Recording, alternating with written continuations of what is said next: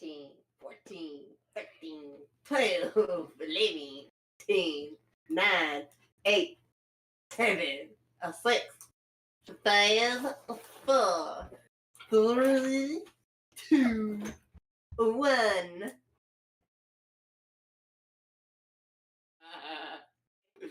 All right, we got that out of our system. We're good. We're good. Okay, we're good. We're clean. Hey, everybody, welcome to the BearThoughts podcast. We make sure we hit the stretch goal of 15 seconds, even though we were counting off.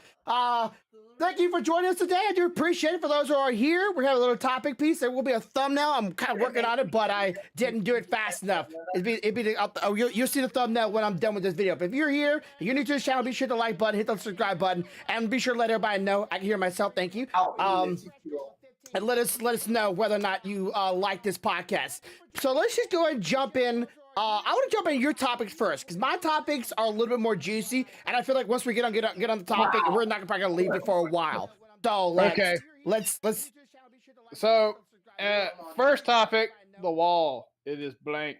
Yeah, it's very blank. There's nothing there but a sword and a piece of paper, and that'll be gone. That's not the paper, that's his football award. But yes, it's special. The remodel is underway.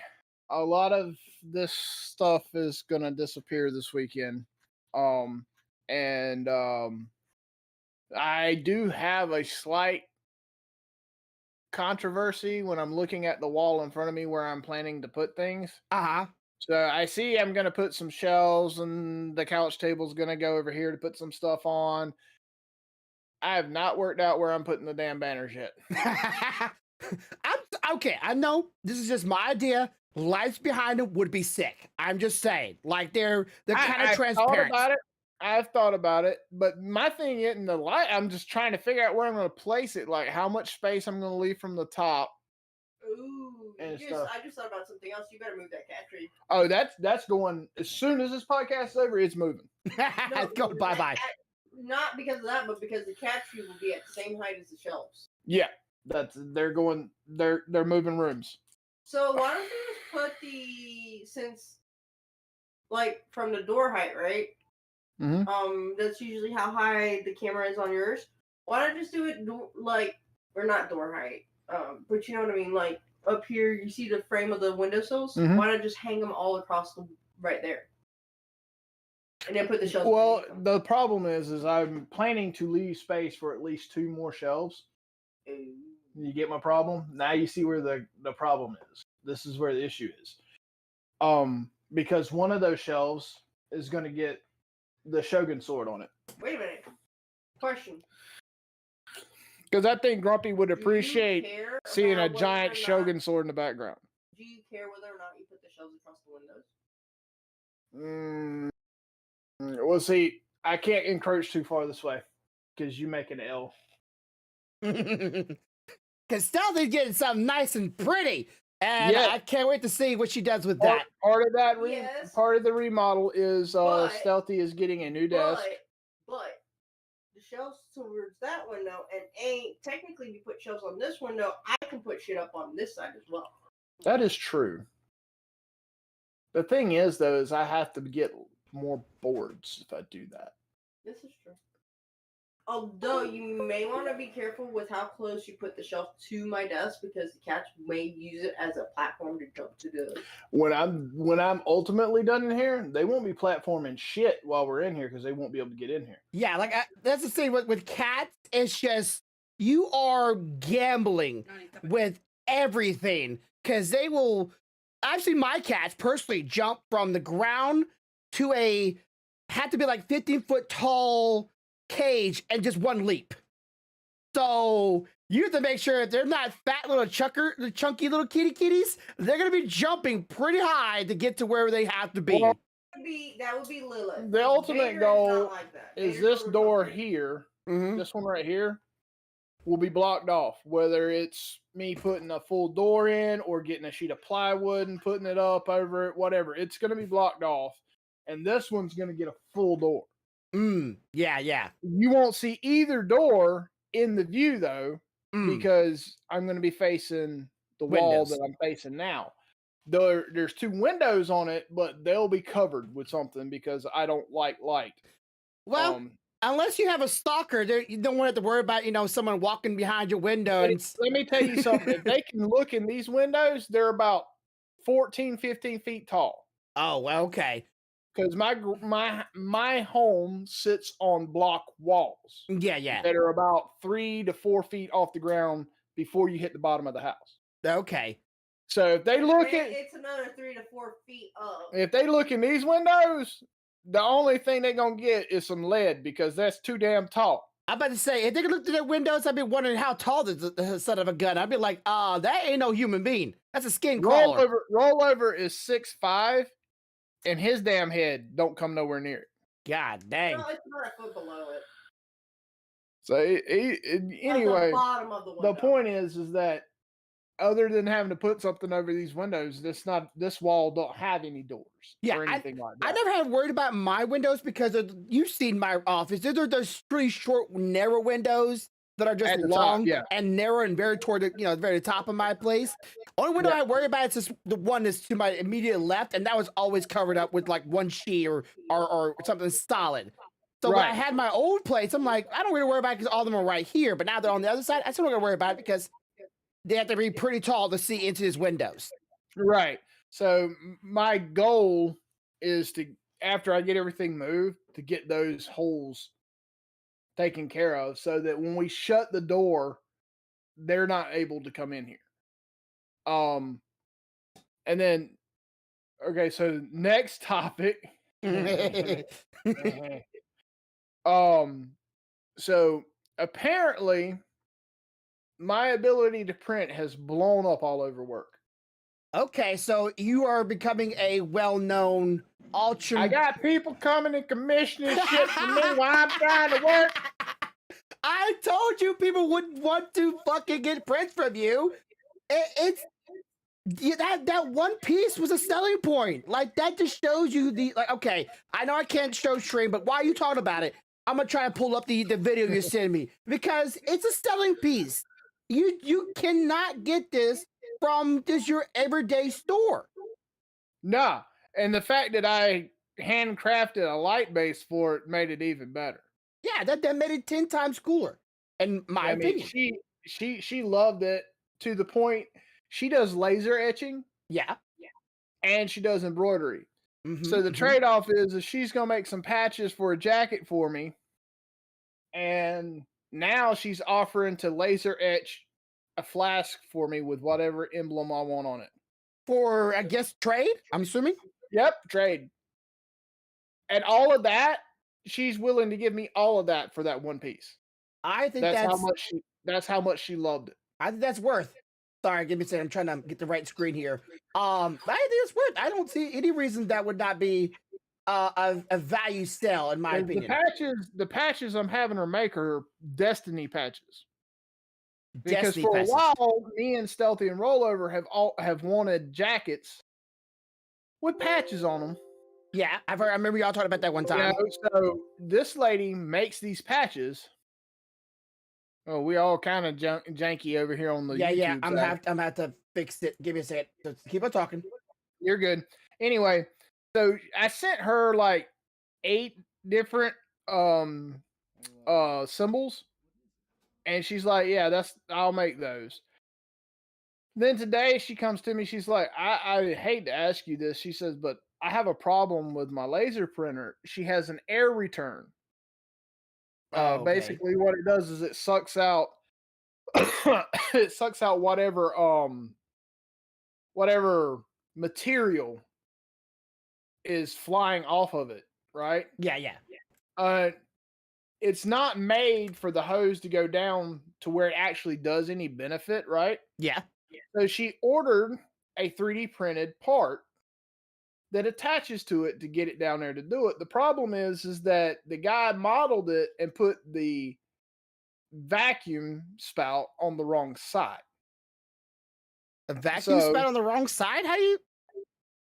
He modeled it for a printer, laser etcher that was of the same make, but not the same model. Okay. So she brought it to me and she asked me if I could print something similar, but with the spout on the right side. And I was like, yeah, I can do that. I was like, I'm going to have to do a little modeling on it.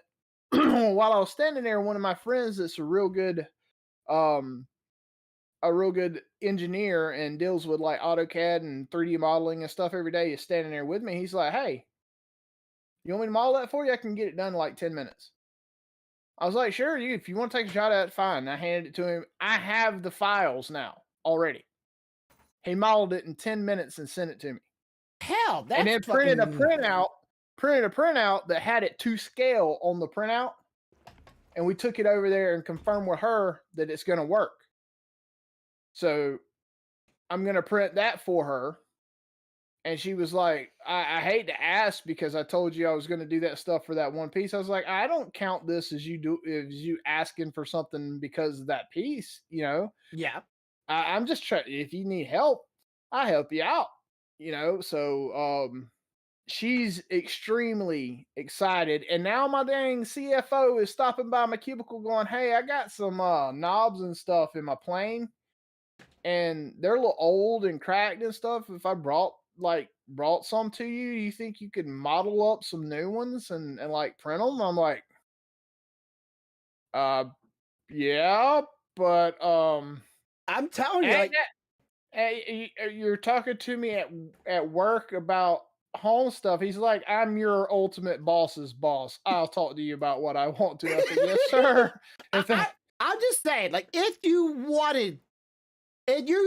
your company realizes you are the 3D printer guy and you start establishing yourself, even if it's by a hobby-esque standpoint, you could easily talk to your bosses and going, hey, this could be implemented either by testing or by product or by just engineering sample. And you could easily become the 3D printing guy at your job. I know they probably won't replace you by the sense of what you already do, but doesn't mean you couldn't be a trainer or. Well, it has already turned into they have quickly realized that 3D printing is the same process as CNC milling and plasma cutting. It's just instead of extruding something, we're removing material. Yeah. But it's the same programming process and all that stuff. So they've already realized that. So you'd be surprised how random I'll get a message like, hey man, we're having trouble down here at the CNC. It's not doing what it's supposed to do. And I walked down there, I was like, well, but this is wrong. You can't set your baseline like this. Yeah, what's your starting point? How high? How low? What's your X and Y what basis? depth are you shooting? What material are you cutting? You know, yeah, you got shit on here for this steel. This is not that steel. This is that steel. You need to no change your mill blades and they're like, how the hell do you know this shit? I was like, I 3D print. They're like, huh? You've been surprised what plastic can do. Yeah. It's just so cool to me, and I hope, like, if I ever moved wherever you were and your job went like, hey, we're starting a 3D printing section, I'd be like, yes, please. Sure. I did. I love 3D printing. I can easily, because I've done it before, I do it all the time, honestly. I remove myself from job and pleasure. But not everybody can do that, right? I can go home and 3D print and not think of anything of like, oh, work. I'm just gonna be like, hey, if anything, my skills got better. Yeah. It's like I was trying to tell them, they were asking like, how do you level the bed? I'm like this, and I show them how. They're like, that's so fucking minute. I'm like, yes, you have to it's the touch, man. You have to figure out what that 1/4 of an inch or of a thread. It's a big difference on certain beds. Yeah, that's why auto leveling is becoming more and more a thing. But you know something that I figured out that I will at some point change on my PLA printer. What's that? Is the type of sensor I have. Because it is the pressure sensor, right? No, it's not a pressure sensor. Is it the metal sensor or the aluminum? It's see how this. I'm trying to think how to say it. It's not what it needs to be. So it's supposed to sense the gap between the bed and it, and just read it. I need to get the inductive version of it, because what happens with the ones they send out on them is not only will they read the metal bed, but they'll read your finger, they'll read anything you stick under there, shit'll go off. Mm-hmm. So inductive ones, though, from what I understand, and I could be wrong, if I'm saying inductive and it's supposed to be something else, correct me in the comments, but the sensor that's supposed to be on it is only supposed to read the metal. Okay, yeah. Only supposed to read that. So you hear people have say, you know, my auto leveling was great when I first got it, but now it's off. It's because it started reading things that aren't the bed, like any material that you might not have got perfectly cleaned off, or your hand when you're doing a little fine tuning by hand or something. Yeah. It's reading that. Whereas with this other sensor, it doesn't read any of that shit. It's like it's not there. If it's not metal, it don't see it.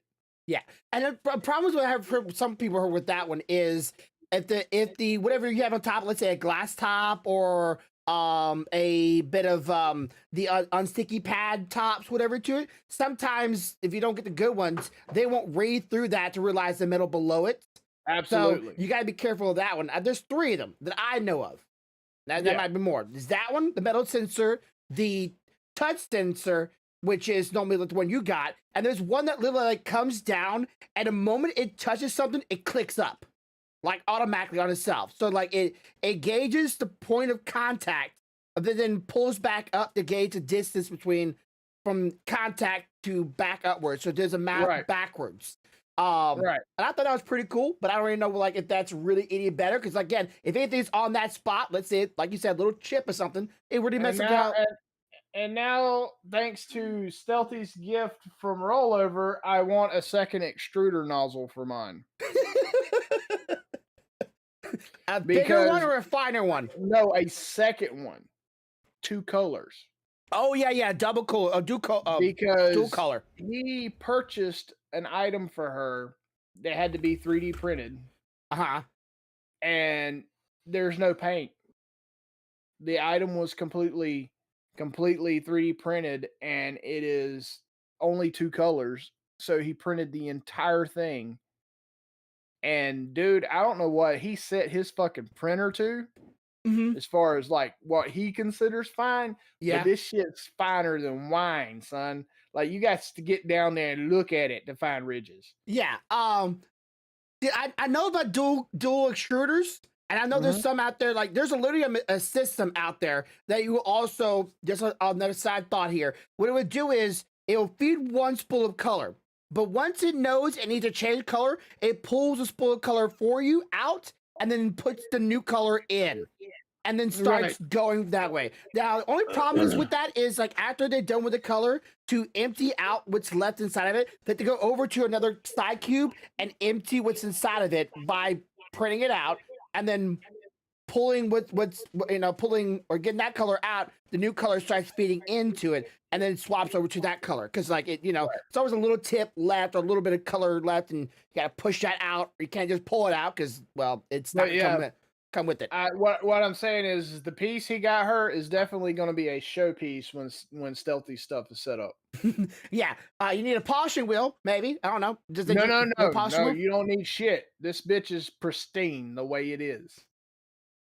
Definitely looking forward to it. I thought a lot of them were cool, but I've like I said, I've saw one machine had like 5 spool of colors on it, and like dual colors are cool. But you can imagine you have 5 different colors in a model already printed. If I could do it with resin, I would, but you can't because at least I don't think you can.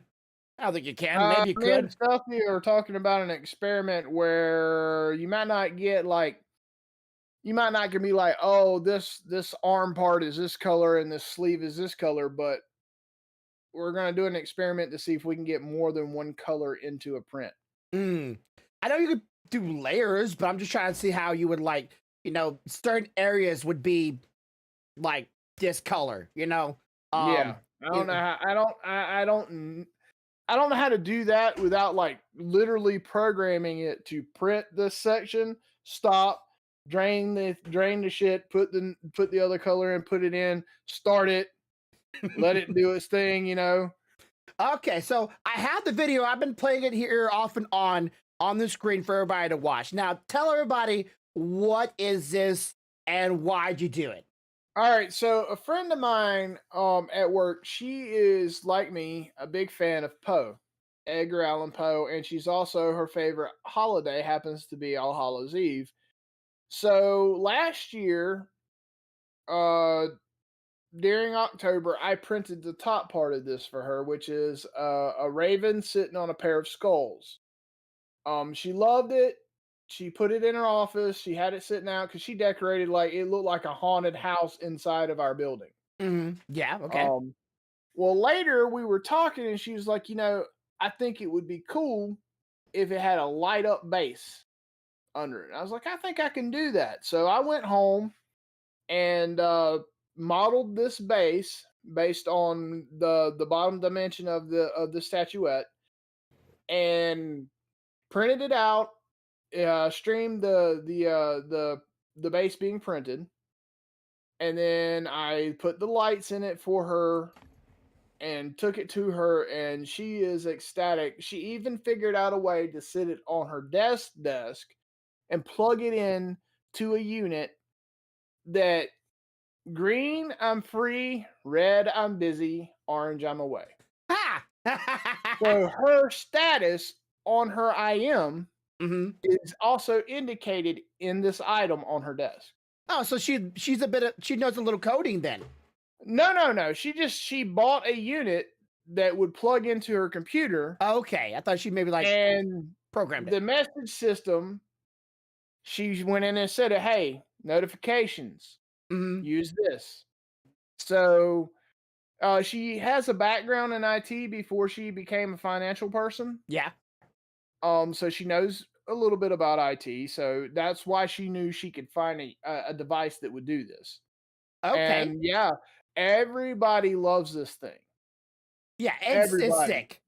And then I don't know if I told you, but I took the Lumine model that was broken into all the pieces. Yeah. And I assembled her inside of the software, made her a solid model, made her a chess piece, and delivered her to another girl that wanted it today. So no video on that one though. No video on that one, but if I had my phone, I would show you what it looked like, but I don't have my phone. But it was like a mint green, glassy type deal is what she wanted. And so yeah, it's on her desk. So the more I look around as I walk around at work, the more I see my work sitting on other people's desks. I have another commissioned piece to do this weekend. I'm going to do a turquoise glass version of Stitch from Lilo and Stitch for a coworker of my wife. Oh, okay. So you used the new resin. Now I saw another resin that I would like to get and then maybe redo the video because I have like at least 2 or 3 of the resin still remaining of the old stuff. So maybe I can redo the video. But like, how's the resin going for you? This is the resin. It is extremely clear. I have no gripes with the clarity of it. The only gripe I have is the viscosity, just how thick it is. Yeah, it is a little thicker than our other one. As opposed to the other one. So it's a little harder to clean. However, I tried a new tan or flesh tone that Mama Corvo got me as an advanced gift for my birthday, and I want to tell you, bro, this shit is amazing. You have to show me because we do a lot of figurine printing. I have to show you. I have some parts printed out. If you can talk for a minute, I'll get a part so you can see it. Okay, gotcha. Because wow, this is all like cool and look at. We still have to realize that there's some actual usage out of this where it comes to just printing out parts like the guy's plane that he was talking about to his boss, where these parts could be taking old parts that are already broken and busted, no longer working, or they're barely functioning, take it and redesign it and make sure you have the same skill. You can easily print you some new ones. But the problem with resin is sometimes they're not as flexible as, say, the original items maybe when it comes to wear and tear. So you got to be mindful of that. So I told you that I was going to tackle the Shinha model first, remember? Yes, yes. Oh, that's a very tan, whitish. Bro, the wrinkles in the pants came out. Yeah. So that's the skin tone, right? What part of her skin on this model? Because I don't Shinha. I can't remember what part of her legs. Skin I would tone. have to look it up. I'd have to look, buddy. Her feet for sure. Her feet, okay. You can see her toes, maybe. Yeah. Some models or characters are a little bit more white skin, and that's what I've been trying to see if we could use that resin or that resin color change. That not resin color, but that UV resin color change that we have. That little kit. Look how clean the peg hole come out. Oh yeah, the pegs are. Yeah, those, and it's pretty soft material. So if you had to sand to it, which I don't think you have to, but if you have to, it's really easy to sand this resin. It's really like it's soft compared to like some other stuff, like PLA plastic. It's a little hard to sand that sometimes. But I mean, you can see it came out beautifully. Yeah, they. Oh, by the way, the giveaway for that one resin printer that we entered, that I got you entered the Elgu one. That one ends after our birthday. So literally on the 21st, the winner is going to be announced. And good luck to either of us, because I'm sure both of us would love to have it. So I've got all of her actual model except for her head done. Yeah. I printed it, but I've got to reprint it because I had an accident. It happens. There's some thin pieces like her earrings and stuff that Do you find the details? Off. They popped off, huh? They probably popped off while you were probably taking the support off, right? It's probably the support was a little. No, I actually successfully got all the supports off. I had it in my hand. Yeah. And I was trying to gently roll it over to make sure there was nothing on the back. Yeah. And right when it rolled over, I heard it go pop. I was like, shit. And I put it. Here's the thing. You would have been proud of me. I actually put it back on, and it was flawless. And then I sat it down. Popped again. And it popped again. Yeah, that happened to my mom. I printed her a Tinkerbell or Tinkerbell from Wonderland or from Tinkerbell, but from Peter Pan. And it was very, very thin at the neck, very, very thin, and she broke it, so she had to glue it again, and it broke again. It's like it's just any thin parts. You have to be careful with that kind of stuff because they're gonna break really easy. Because it is resin. It's not like a rubber. It's a hardened plastic. Yeah. It's you have to be real careful. But what I'm doing is I'm printing her in the flesh tone so that I don't have to work as hard for the flesh on the parts that are flesh. Yeah. And then I looked at her weapon. So each end of her weapon is more of a metal looking color. So I'm going to print it in the gray. Yeah. Yeah. And then I've got that new clear. I'm going to shade it just a little bit to get that glassy blue look. Yeah. And I'm going to print all the base in that. Okay. Sounds like a very cool and hopefully worked out because mine works out pretty good that way. I get a chance. I'm going to show you. Hopefully, you keep talking. I'm going to try to pull up what I'm going to work on for myself. Okay, gotcha. All right, so let's beat this dead horse real quick. Georgia game versus the Toads. Disappointing game. The slaughter. Like I've heard so many people say Alabama should have went to the finals.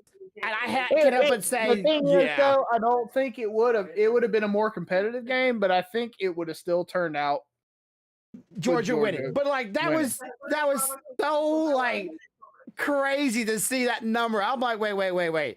How much? 7? Yeah, I had 65.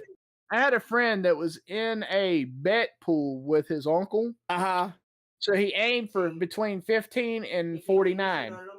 it started getting towards the 40s, so I started texting him like, "You okay over there, Bubba? You not hyperventilating?" And he's like, "I wish they would just stop scoring. I don't want them to lose. I just want them to stop scoring." And they're like, "Nah." I don't think anybody that was betting on that game was betting that high. There's no way. No. Nobody said, "Oh, they're gonna do 58-point margin." Nobody said that shit. No way. So I'm sure everybody lost that was in the stands that were voting or betting. So like, get fucked, I guess you could say. YouTube don't care. And it's really I don't think I'm not a gambler. Everybody knows that I'm not for or against gambling. I just all around just not. But I don't feel bad for those who didn't win. It was a disappointing game, and I've never watched a game in my life where I was so bored. I enjoyed the shit out of that game, but then again, I'm a Georgia fan, so I like the struggle. I like the challenge. That was not a challenge. Well, what I started feeling, I guess, slightly bad at one point because I was like, "Okay, guys, we got this. You can stop." And then what's worse, the fourth quarter, like, "Hey, pull off all the first stringers. Let's take off all the seniors. Give them our second string. Oh shit, they can't do nothing with that. Let's pull some of them off. Who else we got?" I'm like, "Oh my!" I saw pictures of like football players eating chicken on the sidelines, and I saw people leaving the stadium because they wanted to beat traffic, I guess.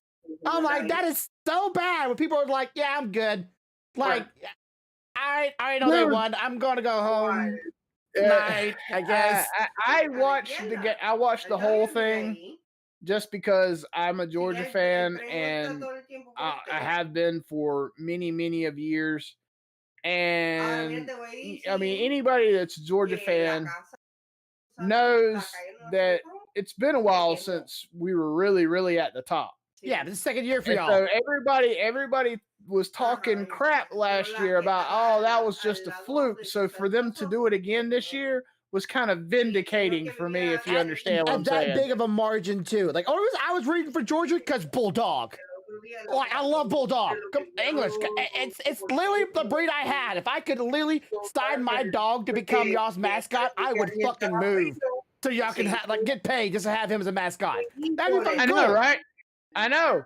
Well, and the thing is, they don't put the jersey on Uga until they're fairly sure that they're going to win, because that means Uga's got to go out on the field. Yeah. It was the end of the third quarter. They were putting the jersey on Uga.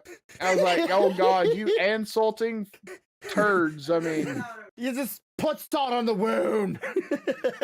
It was a massacre. But okay, let's jump in to I would say the meats and potato for me for today's podcast. D&D's change of terms of use and contract stipulations if you are using D&D in any capacity to make a living. Now, I had you read over this because I know you're a little bit more of a business guy. You have a little bit more connections, a little bit more sense of revenue and costs and paying your you have an idea of that, right? You're more tied to that. Me, I am a fan because I literally consume their content. I am a D&D fan. I don't play D&D because I don't have a D&D group, but I love D&D. I like the idea of it. I've always wanted to try it because I like playing, doing voices, playing a character. I am all for that. But D&D is now, you go over the details. I already know the details, but I feel like you probably can explain a little bit better than me. Okay, so what they're doing is they've decided now that if you've made money or are making money off of D&D, that they should get some of that because it's their product, and why the hell not get in on money from their product. Here's the problem from the fan side. Mm-hmm. From the fan side, for years, I mean 30 plus years or more, if in some cases longer, they've allowed people to create models for the game and sell them, or create models just for themselves, or whatever, what have you. And people have made careers out of this. They've built their lives off of this, and now they've decided, nah, moving forward, you got to pay me 25% of everything you make.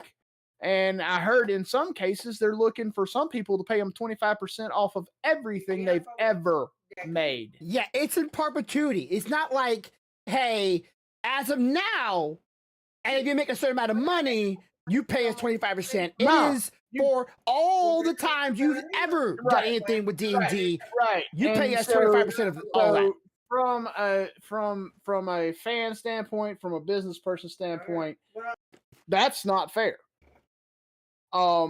Because you can't tell me that it was okay for 45 years to make money off of this and you not care, and then suddenly come back and say, oh, you know that 2.3 million you made off of my product, you owe me 25% of it, cough it up.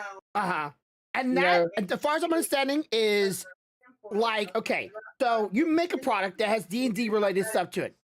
Now you gotta make the product, right? You gotta bill for cost, bill for sale, and you also gotta pay for those who are doing the shipping. You gotta pay for those who are making the artwork, doing the work for it, and then you have to pay the taxes, then revenue, and then after all that, if you made a profit, yep, you have to pay 25% to D&D now. And if you did make a profit, guess what? You're going to be even more in a negative than you were. Like, hey, I made a little money. Like, I made like $100 out of total.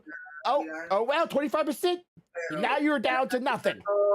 Yeah, and that's exactly what's going on now. From a business standpoint, I get this side of it is from a business standpoint, them going, hey, there's a market for us to make revenue. It is technically our product. We should have from the get-go been making money off of this. We need to correct this, because let's say, for instance, from a business standpoint, let's say you have a product out there, right? But you failed to put a stipulation on someone else being able to recreate or expand upon that product and sell it. That means you made a failure in your planning, or else you've been making money the whole time. Yeah. So now you got to correct that. Now, the right way to correct it is to go out there and say, hey, guys, you're good for everything you've done. Moving forward, though, we're going to have a certain percentage. Yeah. Because, that's the right way to correct it. Because from a business standpoint, okay, you acknowledge you screwed up, and now you're requiring this moving forward. You cannot, from a business standpoint, go, oh, well, all the money you've ever made, because you didn't have that stipulation at that time. That is not fair. That's not their fault. That's your fault. But at the same time, from a business standpoint, you need to be making money off of your product as well. So it's a give and take. I am of the mind that I don't like the fact that they're asking for 25% of everything they've ever made. They're telling pretty much. Well, they're asking because technically, if lawyers get involved, they're going to get shoved up the ass because they didn't have that stipulation prior. Yeah. Okay. But my point is I don't think that that's fair. However, I also don't see where, if they had made the stipulation saying it was a moving forward type of thing, that we should be bitching, because technically they did provide us with all this content and everything prior. It is their product. They do deserve to make some money off of it. Yeah. So it's a toss up. I understand that people are walking away from D&D because they're like, you've never said anything before, and now you're gonna bitch. Fuck you. And I get that. I completely understand that. I think if they had went about it a little differently, and in the respect of, hey, moving forward, not historically, but moving forward. Yeah. I think you would have people that's going to leave regardless because they're going to get pissed off and say, "Oh, I shouldn't have to pay this." In reality, they actually should have to pay something for the rights to do that. But some games literally have in their term of services give you the rights to stream it or make profit or artwork or other stuff like that. But you cannot unless the publisher actually allows it and says like fan art, like someone drawing, let's say, a picture of an anime character. Unless you have written permission from that artist that you can make money off of your artwork of that fandom, of that character, or that show, you are not allowed to do that. It has to be within their term of service. But people break the rule all the time. Dragon Ball Z is a good point in case all around because there's 4 different people that own the right to Dragon Ball Z. So my thing, I do appreciate though that they have at a certain point of money income will we start taking 25% from D&D things, which should affect the higher people of content creators for D&D. But I feel like those people are already making D&D more money than they probably had made in a long, long time because D&D really started blowing up when Critical Role, I know you don't know what that is, but Critical Role was a show that blew up on Twitch, and like their merchandise and people they've been like growing off of this show has blown up because of it. I actually do know about Critical Role. Okay. Because I work with some people that go to a game shop and play games like that every damn week. Okay. So, like for example, Lambino that you see in my streams when I'm doing my FF8 streams. Yeah. He goes and plays Warhammer every week. So he's around people playing D&D, playing Warhammer, playing Magic, playing all these games. So I don't know, man. I feel like the issue really comes from people not doing what they should have done out of the gate. And by people, I mean the business. Because like if I put a game out there and that shit blows up, I'm putting stipulations on it. I don't give a shit if you make stuff for the product I put out there, but you're going to give me 10%. Yeah, I think a lower percentage would probably made it a little bit more of a lesser blow. Yeah. Well, I mean, I'm just saying it like that as an example because that's a smart business model. Mm-hmm. If you know people are going to do that, that's a smart business model. Failing to do that for 30, 40 plus years and then suddenly saying it's got to happen, that's asking for a revolt. Yeah, it's a very high stipulation. If D&D doesn't go under because of this, it'll be because they do something to save face. Okay, so that's something I want to talk about as well. There's already a max. Okay, you can pretty subscribe to D&D on their website, which will give you access to some of their on website digital information, character creators, and all that kind of stuff. So you have a subscription. I know. I'm subscribed because I play D&D online. There is a mass exodus on Twitter of people showing all of them unsubscribing to D&D. And that's already, if you even take the amount of people that are leaving D&D subscription base, D&D is not the only people that does dice games. No. So, I mean, you got Warhammer 40K, you got Pathfinder. All these other games. I got a Forgotten Realms board game in there that's dice. Yeah, I got Pathfinder. That was a game that Critical first started off on. There's they don't have the rights to dwarves and elves and dragons and humans. That's a Tolkien thing. That's hell. I don't think Tolkien had the rights to that stuff originally. I think it was a guy before him that started off that whole trend. So D&D is not the only people that's already doing like character creation, world building. Only thing they have probably the rights to is a 12-sided dice. Probably. And we don't even know for sure that. Yeah, so you're trying to get people to pay for something that you already took from another creator and now you're asking for money for that? I feel that's a little weird. No. Just a little, like, just a tiny bit going, yeah, we're going to take someone else's idea and all their world and all their creatures, mythological creatures as well, and we're going to put it in our thing, and then we're going to gatekeep it, and then, you want access to us, and you want to make stuff off of it? $25. Agreed. I feel like Well, there's I mean, they could have done 25%, they could have done like WoW did and put a fucking thing out there saying, "Hey, you want to make your own model for your own character? Mm-hmm. Okay, $5, and you tell us what you want, we'll generate it for you." Yeah, some kind of way to go for in order to make this.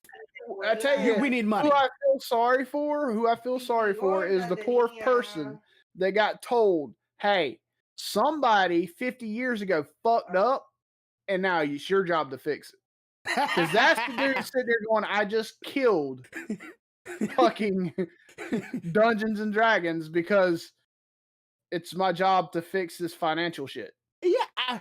Again, I don't know their business, if they're struggling, if they're having a hard time. I know the lockdown put a lot of strain on a lot of companies. I get that. Everybody's struggling right now, but you just got done making a lot of money because of the fans, because of the creators that were making content with free of charge and making content, and then we can go bigger than that. One of the biggest staples in Stranger Things was the TV show is fucking Dungeons and Dragons. Yes. You blew up because some kids in a basement in a TV show rolled some dice and a demigorgon come to life.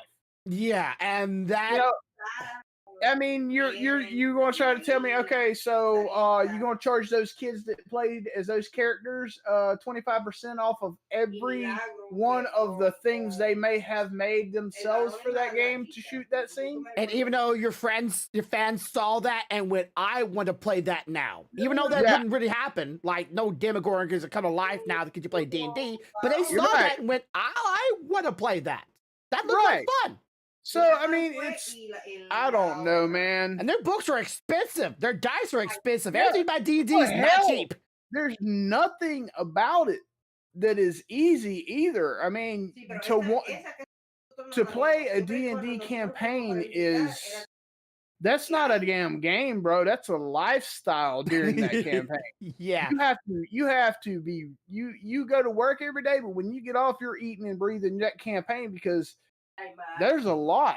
Yeah, and you know what you're doing. You know who has the worst end of it? Not even the players. It's the fucking Dungeon Master. Because he's got to come up with everything to combat everything you do. Yeah, and there's a lot of people that literally have on the internet have a hiring service where you can hire a Dungeon Master and play through their made story just using the foundation of Dungeons and Dragons, but they made the entire story, the lore, the world, the gods. Like, hell, they might even not use the gods from the original D&D, but like some assets because he's using the foundation. We have a demigorgon, now we summon Thor. Yeah, like, so they're doing all the work, and D&D's now going, okay, thank you for all your work, hard work, thank you, good job there. Yeah, you had people spend money on our merchandise to play this game. Now give us the money you just made. Right there. Yeah, right here. Give me. So I'm sorry if somebody ever wanted to use something if I was selling something and I was making something and someone wanted to make something and they were making money off of it, but more people started buying my merchandise because of that, I would be like, I don't care. Have at it, little buddies. But I've also heard that people are saying, well, D&D might be being threatened by how much creators are making. By time D&D makes one book, there's already like 5 or 10 other fan-made books and stories for the D&D universe already out there. You know what that means? That means they need to get off of their ass, okay, and go to some of these people that are creating these books, going, "Hey, you need a job?" Yeah, seriously. Like, I mean, there's certain industries, certain things like D&D and stuff. If you can't find somebody to write a damn story for D&D, you ain't fucking looking or you're blind. Yeah, and it's because there's people sitting at home coming up with campaigns for free. I mean, for free. Hell, if you sent them a model that they've been wanting, they're liable to give you the freaking campaign for free. Yeah, and like Critical Role, the guy Matthew Mercer that runs the story, he did already 2 stories, and like, hey, D&D just slapped their label on it, done. And, Yeah, they both made money. So Yes. why? I don't know if it's corporate greed or if there's maybe like it's turning into this. Mhm. It's turning into this. How much of this can I get? How much more of that? Maybe. I don't know. I'm a man of the believes that once you have something going good for you and you're already making good money, you want to make your fans happy before you make your top Joe another airplane or another yacht, boat. The problem with that is yes, that is what we want to happen, but those people that want that jet are also the people to keep you employed. Yeah, I know. It's like I want another yacht. So you don't have a choice in some situations. Like I said, I feel sorry for the guy that literally had to do that because chances are he didn't want to. Yeah. That's somebody that said, "Hey, you know that BMW we seen last week? I kind of want that. How can we get it? Oh, we can make Billy Bob over there kill Dungeons and Dragons." Oh, I bet the guy that runs D&D's Twitter page, that would have probably announced it, or the guy that had the email leaked on this change information. I'm sure wherever he's like able to be contacted, I'm sure people are harassing him, which I feel bad for them. Find the person that leaked that, he will be terminated. Oh yeah, guaranteed. Guaranteed. And he would probably try, but he was probably going, "Damn, this is really messed up. I need to let someone know. How can I do that? Leak it." He probably. Yeah, I mean, I get that, but you know what else he could have been doing? If I leak this, it may force them to redact it. Because if enough people leave, they might say, "You know what? No, that was all just a hoax. It was just bull." Yeah, no, that we're not doing that. With this much of a blow up, I don't know. Like they haven't said anything yet. But if I had this kind of blow up, and personally, if someone blew up like this all over the internet, I'm like, I'm sorry. Please, I like your money. What they're doing right now is sitting behind locked doors with their lawyers going, "How do we fix this? What do we do? Yeah, give me some ideas. Brainstorm, think tank. Somebody, because somebody messed up." Yeah, and I do, like, again, I love D&D, and from a watching standpoint, I'd love to play it someday. I played it one time, but that was it. That's all I got. But I just feel like this is gonna be a bad thing, and it might cause more people. If anything, the worst comes of it, wherever bad thing is a good thing comes about of it. If you gotta look at it from a different angle, maybe somewhere out there go, "Okay, D&D, have fun with your decision. I'm gonna make something now better." Instead of D&D. Yeah, like Dungeons and Dragons and dumbasses. There's plenty of them. They have no rights to elves, no rights to dragons, dwarves, no rights to any of those creatures. Like, if it's mythological, historical, or even like the Tolkien universe or what other universe, you can literally pull in freaking anything, pull in Necroparos, I don't care, and put it in your game and then run with it. And all you gotta do is figure out a new dice system, or I don't know how much of a dice. Again, we don't quite know if they actually own the rights to 12-sided dice. That part, to me, I am not 100% sure, but if they don't, I would be like, but it's not D&D. Yeah, I use 12-sided dice, but it's not D&D. It's just, I think you can get around that. Honestly, I don't know if you can go and copyright a 12-sided dice at this point, because I feel like that is almost anonymous to most board games. You can copyright a 12-sided dice if you're the first person to do it. Just like I could go out there and come up with some way to make some weird, like, 7-sided dice or some crap, and I could patent it. And if anybody used it, I'm going to get paid. But whether they did it or not, with the fact that they weren't smart enough to put these stipulations in place when the game was inception, makes me question.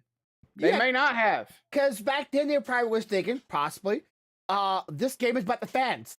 It's about the players. It's about the people. That's usually how it starts out. The original creators and owners of stuff like this usually are creating it for the users, for the players. So chances are it took this long for that guard to be retired out of the business and stuff. And some young buck come along and said, look, I got daddy's empire. Now I'm going to take everything. Yeah, I want to make a subscription base, but it's been usable. Everybody, we're already buying into it. Yeah, buy into it. Buy this, buy that, buy this, and then subscription base. That's the next step. I'm just calling it subscription base for everything. And why are you at a battle pass? I don't know how the heck you do it for a freaking D&D board game, but do it. I don't like it. I don't like it at all, and I hope they redact it because I feel like that will really change a lot of people that are already making some really good content and making some real good piece of artwork, whether it be for free or be on Patreon or on whatever. And now they're all going to be out of business because look, I look at it like this. They're either going to shoot themselves in the foot here or they're going to make some changes to try to get themselves out of the hole. I'm a man for stand your ground, but this is not a thing I would stand on.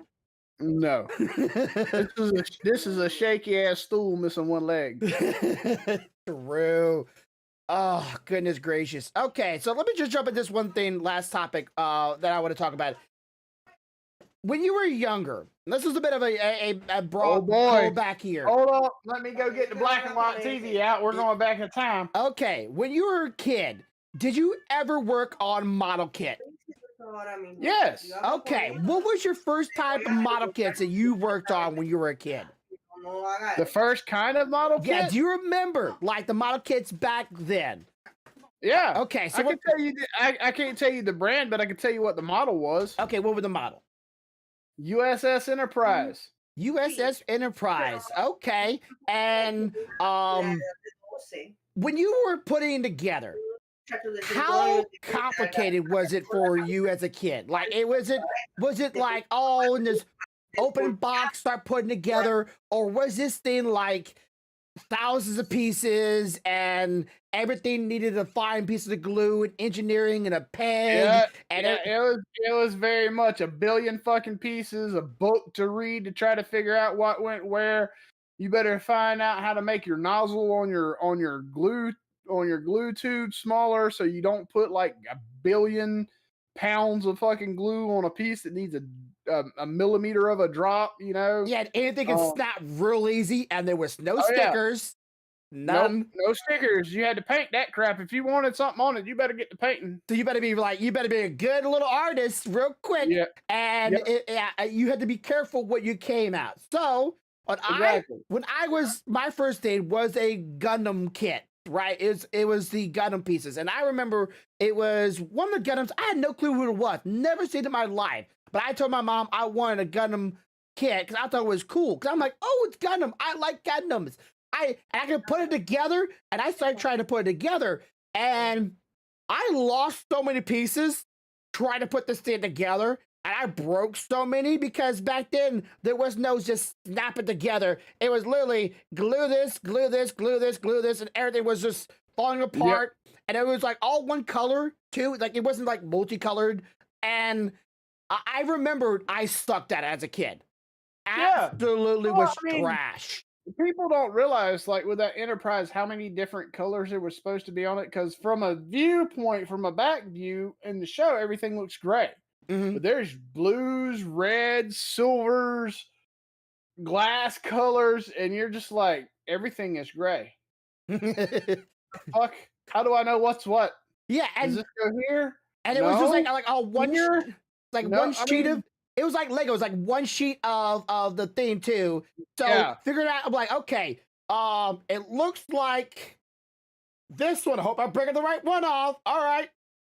Oh, it's not. Okay, where am I gonna put this at until I need it? Guess over here. And you forget where over here is. You put it down, and you go, oh, I need that piece now. Where'd it go? They break the right piece off. Pay attention. Okay. You break the wrong one off. Now it's no longer attached to the number tab that tells you what it is. Yeah. So I was doing Gunpla last night. I had more fun doing this. I haven't done this in a long time, so it felt like I feel like a little kid all over again. And putting these things together, while the parts were really small, they've gotten so much better with these little tiny pieces of things. They have numbers on them, like A, B, C, D, and they got letters on them. Or sorry, numbers are 1, 2, 3, but letters, but A, anyways. So they got letters and numbers on each sheet. That shit's color coded. Yeah, each one is colored, right? We got green or yellow, red, we got black, and we got what the hell? White pieces. And then we got blue pieces. So I'm like, where was this when I was a kid?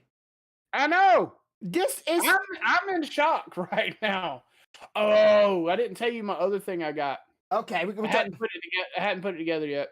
So, and like nowadays, no glue required. No color required. Just snippers. I'm like, what the heck is this bull? Sometimes the numbering system can be kind of confusing because like the two pieces both the same number. Go, which one do I need? Just snap off one. Hope you don't need the other one later. You do, but this is so much nicer. I literally had to use a single thing of glue yesterday, and putting it together was all just snap fits. And this was so easy. Like I feel like a kid nowadays could easily do this as long as they don't lose a part while doing it, right? Like you just pull out the part you need at the time, and it comes with stickers too, so you don't have to color anything. And I made a little character called Barbados from the Gundam shows, and That's nice. He's also from Gundam Evolution video game, which I've been playing a lot of. So I'm enjoying this a lot, and apparently there's a community of it, but I don't know where the community is at. It's on Twitch, or I'd like to figure that out. But I don't know. This is such a simple, easy pleasure that I find enjoyable. Now, if someone does start doing 3D models of Gunpla, I'll try it out. Let me tell you, the last topic I had before we call it a night, I have the Darth Vader helmet in Legos. Oh, yeah, okay. My wife literally was saying yesterday about I would rather work with Legos than do this. And I'm going, yeah, but Legos are not numbered coded. They're like, find this Lego.